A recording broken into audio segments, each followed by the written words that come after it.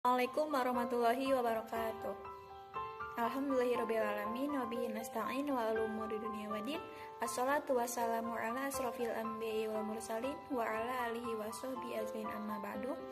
Yang terhormat yaitu dosen pengampu mata kuliah perkembangan psikologi, yaitu Ibu Nida Adila, SPDI MPD. Baiklah, di sini saya akan berpresentasi mengenai perkembangan manusia. Apa itu perkembangan? Secara umum, perkembangan dapat diartikan sebagai perubahan yang bersifat tetap dan tidak dapat diputar kembali. Menurut Werner pada tahun 1969. Kemudian, secara menyeluruh, perkembangan mencakup 3 aspek, diantaranya perubahan fisik seperti tinggi dan berat badan, perubahan kognitif seperti perubahan cara berpikir, daya ingat, dan bahasa, kemudian perubahan kepribadian dan sosial, seperti perubahan pada konsep diri, konsep gender, hubungan interpersonal. Kemudian, perkembangan masa pranatal. Perkembangan masa pranatal atau prakelahiran dimulai pada masa pembuahan hingga kelahiran, sekitar 9 bulan. Kemudian, perkembangan masa pranatal menurut Elizabeth B. Harlock pada tahun 1997.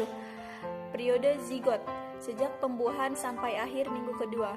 Kemudian ada periode embrio, akhir minggu kedua hingga akhir bulan kedua. Kemudian ada periode janin, akhir bulan kedua hingga lahir. Selanjutnya, perkembangan masa bayi atau invasi. Dinae Eva Valiant dan kawan-kawan mengungkapkan perkembangan fisik pada fase bayi yang meliputi berkembangnya semua sensor dan sistem tubuh yang berfungsi saat lahir dengan tingkatan yang beragam.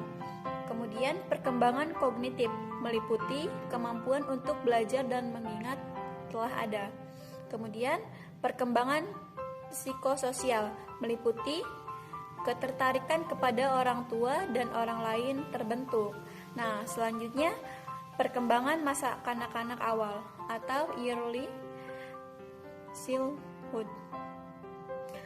Usia masa kanak-kanak adalah usia di mana anak mulai mengandalkan interaksi secara sadar dengan orang lain.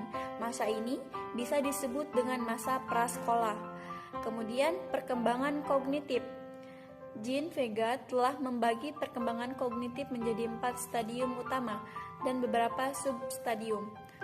Perkembangan kognitif pada anak usia prasekolah berada pada stadium praoperasional dan akan terus berlanjut hingga usia 7 tahun.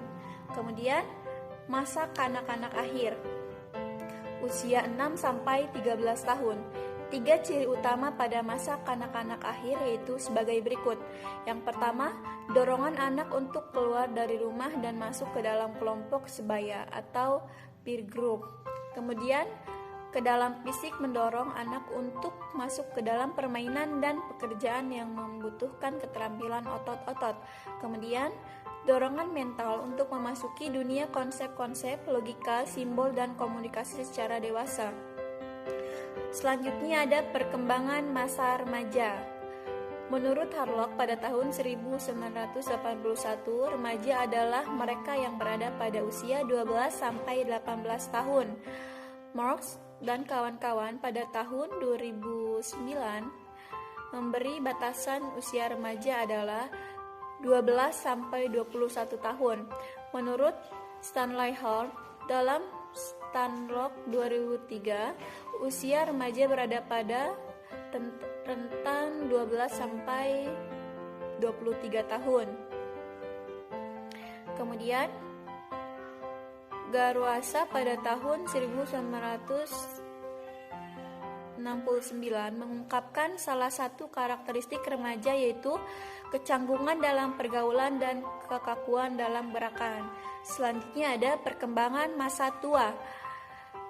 Tome berpendapat bahwa proses menjadi tua merupakan suatu struktur perubahan yang mengandung berbagai macam dimensi, yaitu proses biokemis dan fisiologis dalam konteks psikologis.